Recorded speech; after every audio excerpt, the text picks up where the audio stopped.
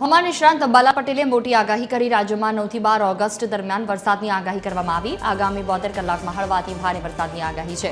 દક્ષિણ ગુજરાતમાં 6 ઇંચ સુધી ભારે વરસાદ પડી શકે છે। 15 ઓગસ્ટ સુધી રાજ્યભરમાં વરસાદની માહોલ યથાવત રહેશે। તાપી નદીના જળસ્તરમાં વધારો થવાની સંભાવના છે।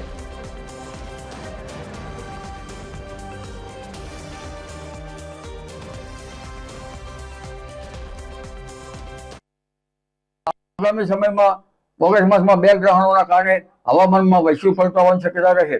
સપ્ટેમ્બર ઓક્ટોબરમાં સાગરમાં ઊંચા મોજા ઉછળવાની શક્યતા રહે। ગ્રહણની અસર લગભગ 3 માસ જેવી રહેતી હોય છે અને તદ ઉપરાંત જોવા જઈએ તો 5મી હમણાં ઓગસ્ટે હવામાનમાં પલટો આવ્યો હતો અને ઘણા ભાગમાં વરસાદ કે વરસાદી છાંટા થવામાં હતા। હવે પણ લગભગ આગામી 72 કલાકમાં પણ હવામાનમાં પલટો આવવાની શક્યતા રહે। તારીખ 8મી ઓગસ્ટે કેટલાક ભાગમાં વરસાદ થવાની શક્યતા રહે।